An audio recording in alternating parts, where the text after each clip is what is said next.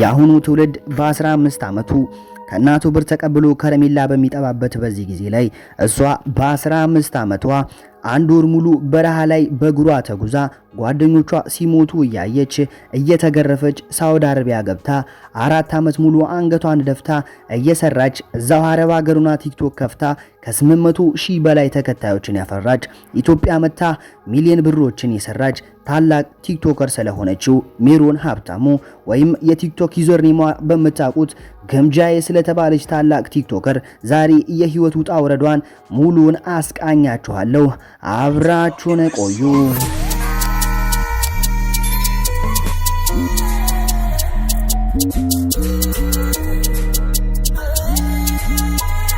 እናንተ 15 ዓመታችሁ እያለ ምን ስታደርጉ ነበረ? ያው ሁሉም ሰው እንደሚመልስልኝ ከሆነም እኔም እስከማውቀው ድረስ ብዙ ሰው ሃይ ስኩል እየተማረ ወይም 8ኛ ክፍል ነው ወይም 9ኛ ክፍል ነው በቤተሰቡ ቤት የተንደላቀቀ ኑሮ እየኖረ ነው የሚገኘው። ነገር ግን ዛሬ ስለማስቃኛችሁ ወደ ግምጃዬ ታሪክ ስመጣ ግን እሷ በ15 ዓመቷ ትልቅ ነገር ነው የሰራችው። ታሪኳ የሚጀምረው ወደዚህ ነው እና እሷ የተወለደችበት የአማራ ክልል ጦርነት ስለነበረ እናም ብዙ ጊዜ ተደብቀው ስለሚኖሩ እዛ የነበረው ነገር በጣም ያስጨንቃታል።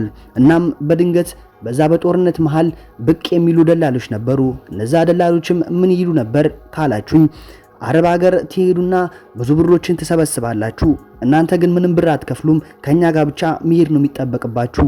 እኛ እዛ እናደርሳችኋለን። ብዙ ብሮችን ሰርታችሁ አዲስ አበባ የተንደላቀቀ ኑሮ ተመልሳችሁ መኖር ትችላላችሁ ብለው ይናገራሉ። እናም ቆራጥ የሆነችው ግምጃዬ ይህን ወሬ ትሰማለች እና እዚህ ካለችበት የጦርነት ህይወት ወጥታ ቤተሰቦቿንም መቀየር ስለምትፈልግና ታላቅ ራዕይ ያላት ሴት ስለሆነች ይህንን ነገር ተቀብላ ጉዞ ትጀምራለች። እናም እሷ ተወልዳ ካደገችበት ቦረና መካነ ሰላም ከሚባልበት ቦታ ለ18 ሆነው ጉዞ ይጀምራሉ። እናም ጉዟቸውን ያደረጉት ወደ አዲስ አበባ ከዛም ከአዲስ አበባ ተነስተው ደግሞ ወደ አፋር ክልል ነበር። አፋር ክልል ሲደርሱ ወደ 200 ሰዎች አንድ ላይ ይቀላቀሏቸዋል። እናም 200 ሆነው ጉዞ ይጀምራሉ። ችግር ከበዛበት ከኢትዮጵያ ተነስተው ገንዘብ ወደሚታፈስበት አረብ ሀገር ወደ ሳውዲ አረቢያ ጉዞ ይጀመራል። ጉዞ ሲጀመር ወደ 200 ሰዎች ነበሩ። እናም ጉዞን ከአፋር ክልል ተነስተው ድንበር ያደረጉ ወደ ሳውዲ አረቢያ መገስገስ ይጀምራሉ። እናም ጉዞው እንደታሰበው አልሆነም። ከላይም እሳት ነው፣ ከስርም እሳት ነው። ከታች በረሃ፣ ከላይ ደግሞ እሳት። ቢመሽ እንኳን ሙቀቱ የማይቆመው ያ በረሃ ላይ በእግራቸው መጓዝ ይጀምራሉ። ጉዟቸውን ትንሽ ከገፉ በኋላ ደላሎቹ በድንገት መቀየር ይጀምራሉ።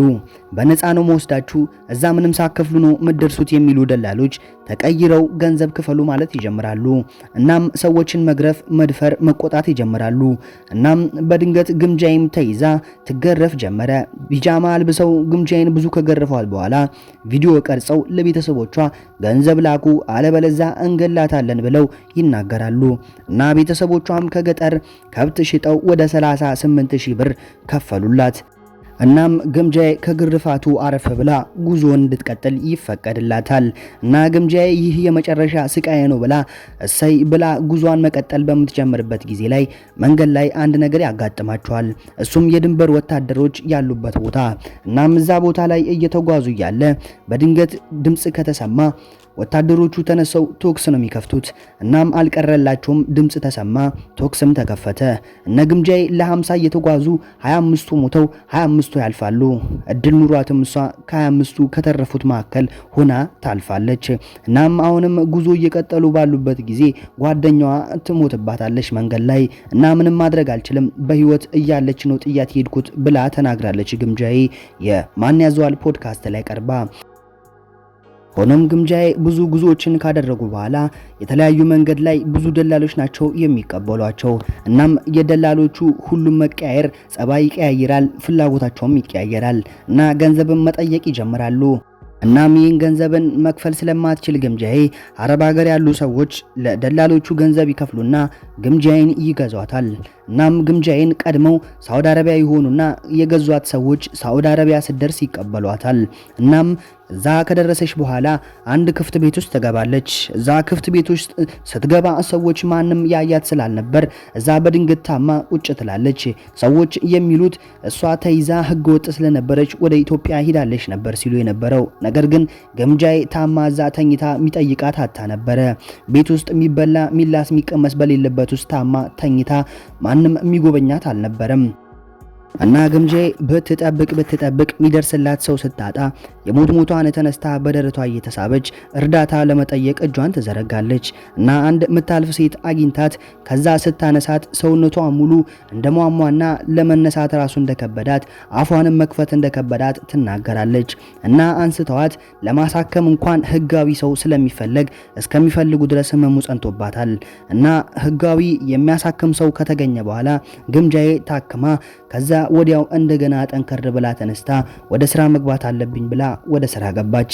አንድ እዛው አረብ ሀገር የምትኖር አንድ አረብ ጋር ተቀጥራ መስራት ትጀምራለች። አበባ ትኮተኩታለች፣ ታጠጣለች፣ የጉልበት ስራዎችንም ትሰራለች።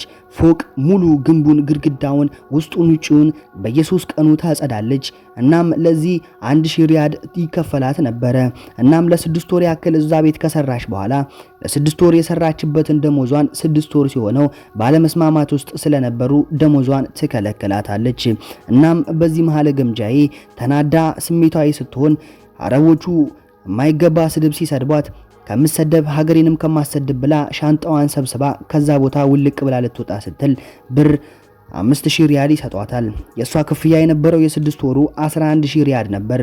እናም 5000 ሲሰጧት እና ፊቷ ላይም ሲወረውሩ ያበሻ እልክ ነበረባትና ያን 5000 ሪያድ አንስታ መልሳ የአሰሪዋ ፊት ላይ ትወረውራለች።